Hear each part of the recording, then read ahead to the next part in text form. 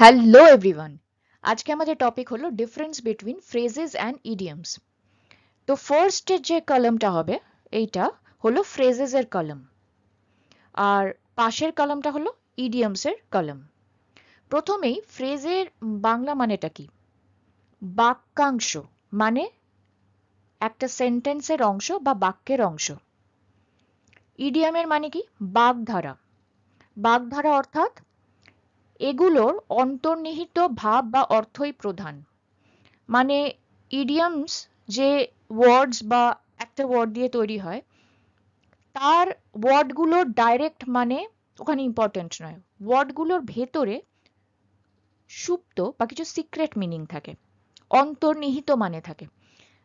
সেইটাই এখানে ইডিয়মের ক্ষেত্রে প্রধান মিনিং হয়। এটা আরো ভালো করে যদি আমাকে বোঝাতে হয়, ফার্স্ট পয়েন্টে আসি। ফ্রেজ হলো সবসময় একটা গ্রুপ অফ ওয়ার্ডস নিয়ে একটা ফ্রেজ হয়। গ্রুপ অফ ওয়ার্ডস মানে কি? একটার বেশি ওয়ার্ড থাকতে হবে, সেটা দুটো, তিনটে, চারটে, পাঁচটা, যত ইচ্ছে, ছটা, যত ইচ্ছে হতে পারে। সেই গ্রুপ অফ ওয়ার্ডসটা নিয়ে আমার ফ্রেজ ফর্ম করে। এবং নাম্বার টু যদি আমি বলি, ফ্রেজের যে মানে হবে সেটা সবসময় আক্ষরিক বা লিটারাল মিনিং হবে। মানে যা শব্দ তার সঙ্গে একদম মানে শব্দ বাই শব্দ ডিরেক্ট মিনিং হবে। যেরকম এখানে ক্যাটস অ্যান্ড ডগস, এটা যদি আমি ফ্রেজের মতো ইউজ করি, প্রথমত হচ্ছে এখানে তিনটে ওয়ার্ড আছে, ক্যাটস অ্যান্ড ডগস। তো লিটারাল বা আক্ষরিক মানে কি হলো আমার? বিড়ালগুলো ও কুকুরগুলো। ধরো আমি যদি সেন্টেন্সটা এরকম বলি, the cats and dogs are playing in the street. তো এখানে আমার বিড়ালগুলো ও কুকুরগুলো রাস্তায় খেলা করছে, ডাইরেক্ট মানে হলো। তো এখানে ক্যাটস অ্যান্ড ডগস আমার ফ্রেজ হলো।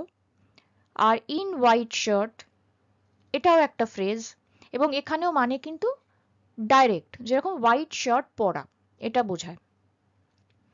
এবার আমি যদি ইডিয়ামসের এই দুটো পয়েন্ট নিই, ইডিয়ামসের ফার্স্ট পয়েন্ট হচ্ছে ইডিয়াম গ্রুপ অফ ওয়ার্ডস হতে পারে, মানে একের বেশি ওয়ার্ড নিয়ে হতে পারে।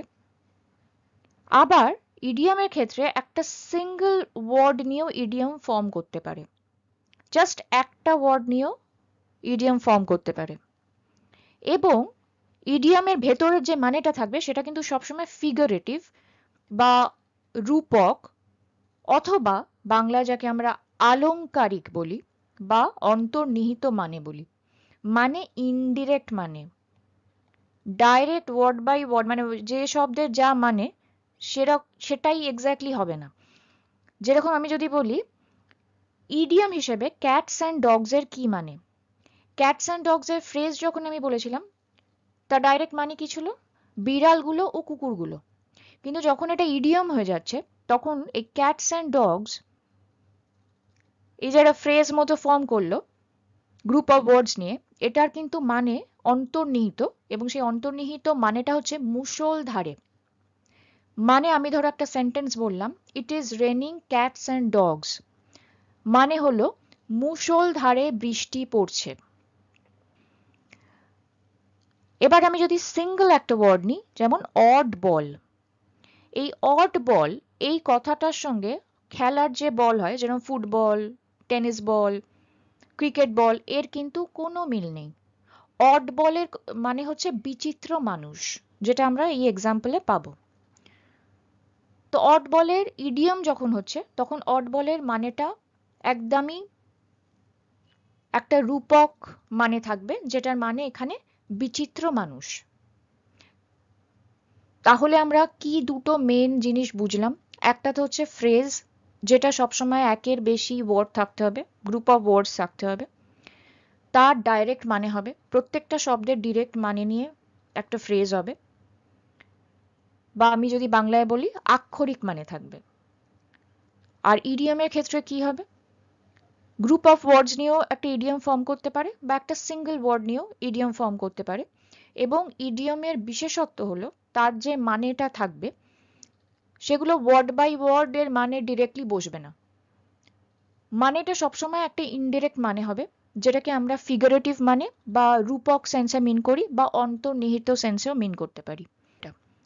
The girl in red dress is Priya.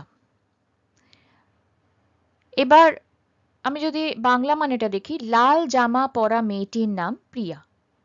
Red মানে লাল, ড্রেস মানে জামা, এখানে ইন বলতে পরা, জামা কাপড় পরা বোঝায়। এটা প্রিপোজিশনাল ফ্রেজ, মানে the girl on red dress বা the girl at red dress, এরকম এটা ভুল, মানে এটা ভুল ইংলিশ, এটা হয় না। যখনই আমি কিছু একটা জামা কাপড় পরা বোঝাচ্ছি তখন আমাকে বলতে হবে in red dress, in white skirt, in white shirt বা ইন আ শাড়ি, এরকম বলতে হবে। তো এখানে ইন রেড ড্রেস এটার ডাইরেক্ট মানে হলো লাল জামা পরা, এবং এটা এখানে একটা ফ্রেজ। আমি যদি ইডিয়ামের এক্সাম্পলে আসি, অড বল, এখানে আমি একটা সিঙ্গল ওয়ার্ড নিয়েছি, এখানে আমি গ্রুপ অফ ওয়ার্ডস এর ইডিয়াম করছি না, একটা সিঙ্গল মানের ইডিয়াম নিলাম। অড বল, যার সঙ্গে খেলার বলের কোনো সম্পর্ক নেই, যার কমপ্লিটলি একটা গুপ্ত মানে বা একটা রূপক মানে হচ্ছে স্ট্রেঞ্জ পারসন বা বিচিত্র মানুষ। একটা সেন্টেন্স যদি আমি ইউজ করি আর লিখি যে হি ইজ অ্যান অড বল, তার মানে সে এক বিচিত্র মানুষ। এবং এখানে আমি হি ইজ আ স্ট্রেঞ্জ পারসনও বলতে পারি, কিন্তু আমি আর একটু অ্যাডভান্সড ইংলিশে সুন্দরভাবে লেখার জন্য আমি ওখানে লিখে দিলাম he is an odd ball which also means strange person বা বিচিত্র মানুষ। Number 4, all phrases are not idioms. সমস্ত ফ্রেজ ইডিয়ম নয়। যেমন ইন রেড ড্রেস, এটা কিন্তু কোনো ইডিয়ম নয়, কারণ এর মানেটা ভীষণ ডাইরেক্ট, লাল জামা পরা। ইনডিরেক্ট কোনো মানে নেই, রূপকের কোনো জায়গা নেই এখানে। তো সমস্ত ফ্রেজ ইডিয়মস নয়। এবার আমি যদি ইডিয়মের কলমে আসি, idioms can be phrases. idioms must be phrases আমি বললাম না, কারণ যখন একটা ওয়ার্ড নিয়ে কোনো ইডিয়াম ফর্ম করছে তখন সেটা ফ্রেজ নয়, কারণ ফ্রেজ সবসময় গ্রুপ অফ ওয়ার্ডস হতে হবে, একটা শব্দ থাকবে না, মোর দ্যান ওয়ান শব্দ নিয়ে ফ্রেজ হবে। তো সেই জন্য আমি মাস্ট বি না বলে ক্যান বি কথাটা ইউজ করছি, যেটার মানে হতে পারে। কি পিস অফ কেক, এটার ইডিয়মও হয় যদি এটার রূপক মানে আমি নিই, যেটা আমরা পরে দেখব। আবার পিস অফ কেক, এটা আমি যদি ডাইরেক্টলি একটা কেকের টুকরো বোঝাই তাহলে সেটা আমি ফ্রেজের মধ্যে, সেটা আমার ফ্রেজ হয়ে যাবে। তো idiom can be phrase. Account for মানে হলো be the main cause for, যার আরেকটা অর্থ রেসপন্সিবল ফর, বাংলায় এর জন্য দায়ী। এটা খুবই ডাইরেক্ট মানে।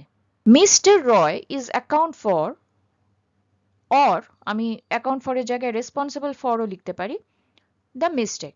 তো এখানে অ্যাকাউন্ট ফরটা হলো ফ্রেজ, তার কারণ হচ্ছে অ্যাকাউন্ট ফরের যে মানেটা, যেটা হলো মিস্টার রায় এই ভুলের জন্য দায়ী, এই যে কিছুর জন্য দায়ী, সেটা ভীষণ ডাইরেক্ট, মানে মানেটা ভীষণ ডাইরেক্ট, এখানে ইনডাইরেক্ট কোনো মানে নেই। ওকে, এবার আমি ইডিয়মের কলমে আসি। আমি যে ইডিয়মটা ইউজ করব এখানে সেটা হলো বুল হেডেড। বুল হেডেডের ডাইরেক্ট মানে করলে হয় ষাঁড়ের মাথা ওলা, মানে কারুর যদি ষাঁড়ের মতো মাথা হয় তাকে বলা হয় বুল হেডেড। কিন্তু এর ইডিয়ম আমি জানি যে রূপক হতে হবে, ডাইরেক্ট মানে এরকম থাকবে না।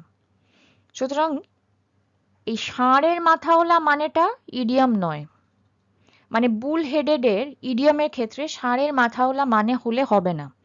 তাহলে ইডিয়ম যখন, তখন বুল হেডেডের মানে হচ্ছে স্টাবার্ন। স্টাবার্ন মানে হচ্ছে একগুঁয়ে বা জেদি। Why are you so stubborn? এই স্টাবার্নের জায়গায় আমি আরো ভালোভাবে যদি ইংরেজি বলতে চাই তাহলে আমাকে ইউজ করতে হবে why are you so bull-headed? Okay, স্টাবার্নটা ইডিয়াম নয়, স্টাবার্নটা একটা নর্মাল মানে জেদি, কিন্তু বুল হেডেড আমি এই স্টাবার্নের জায়গায় একটা ইডিয়াম ইউজ করলাম, সেই ইডিয়ামটা হচ্ছে bull headed. So why are you so bull headed? তুমি এত জেদি বা একগুঁয়ে কেন? এবং এখানে জেদি বা একগুঁয়ে সঙ্গে বুল হেডেডের ডাইরেক্ট মানে নয়, ইনডিরেক্ট মানে রইল। নেক্সট হলো এম অ্যাট, মানে টার্গেট করা বা টু টার্গেট ইংলিশে। এটার মানে একদম direct. Aim at winning the trophy in the final match, মানে কি? টার্গেট করো ফাইনাল ম্যাচে ট্রফি জেতার। এবার এখানে এম অ্যাট, এটা দুটো ওয়ার্ড, দুটো শব্দ মিলিয়ে একটা ফ্রেজ হয়েছে, যার মানেটা হলো ডিরেক্ট, একদম ডিরেক্টলি বোঝাচ্ছে যে টার্গেট করা। পিস অফ কেক, ইডিয়মস এর ক্ষেত্রে পিস অফ কেকের মানে ডাইরেক্ট তো হবে না, অন্তর্নিহিত কিছু মানে থাকবে। তো অন্তর্নিহিত মানেটা হচ্ছে সিম্পল বা ইজি, মানে সহজ। পিস অফ কেকের মানে সহজ, যদি এটা ইডিয়ম হিসেবে আমি ইউজ করি। বাট অবভিয়াসলি পিস অফ কেকের যদি আমি ওয়ার্ড বাই ওয়ার্ড মানে করি, তার মানে হলো কেকের টুকরো। তো এখানে সিম্পল আর ইজির মধ্যে কেকের কোনো জায়গায় নেই। The question paper was easy. এবার এই ইজিটাকে আমায় রিপ্লেস করতে হবে একটা ইডিয়ম দিয়ে। তো আমি লিখতে পারি the question paper was piece of cake বা ওয়াজ আ পিস অফ কেক। ঠিক আছে, তো এই পিস অফ কেকটা ইজিটাকে রিপ্লেস করলো, এবং পিস অফ কেকটা এখানে হচ্ছে idiom with a very indirect meaning. Piece of কেকটাকে একটা ফ্রেজ হিসেবে ইউজ করি এবং তার একটা ডাইরেক্ট মানে করি, সেটা হচ্ছে give me a piece of cake, মানে আমায় এক টুকরো কেক দাও। নেক্সট ফ্রেজ হলো অন মাই বিহাফ। ইংলিশ মানে হলো রিপ্রেজেন্টেশন বা প্রক্সি। প্রক্সি মানে কি? আমরা অনেক সময় স্কুল কলেজে এটা খুব শুনে থাকি যে কারুর হয়ে অন্য কেউ একটা অ্যাটেন্ডেন্স দিচ্ছে বা প্রক্সি দিচ্ছে বলা হয়। আর বাংলা হলো আমার হয়ে, কেউ কারুর হয়ে কিছু একটা করছে বা বলছে। তো এখানে on my behalf, on, my আর বিহাফ এই তিনটে ওয়ার্ড মিলিয়ে এই ফ্রেজ তৈরি হয়েছে, যেটার খুব ডিরেক্ট মানে হচ্ছে আমার হয়ে। সেন্টেন্স হলো can you visit the programme on my behalf? আমার হয়ে কার্যক্রম দেখতে পারেন? এবার ইডিয়ম হিট দ্য হে। প্রথমেই আমি হিট দ্য হের মানে ওয়ার্ডগুলোর মানে দেখি। হিট মানে হলো আঘাত করুন বা আঘাত করা। হে মানে হলো খড়, খড়ে আঘাত করুন বা খড়ে আঘাত করো। কিন্তু সেটা এখানে বলা হচ্ছে না। এখানে হিট দ্য হের মানে হচ্ছে গো টু স্লিপ বা ঘুমিয়ে পড়ো। সেন্টেন্সে ব্যবহার কিরম হতে পারে? It's already late, comma, let us all go to sleep, full stop. এই সেন্টেন্সটা আমি এরম করেও বলতে পারি it's already late, let us all hit the hey.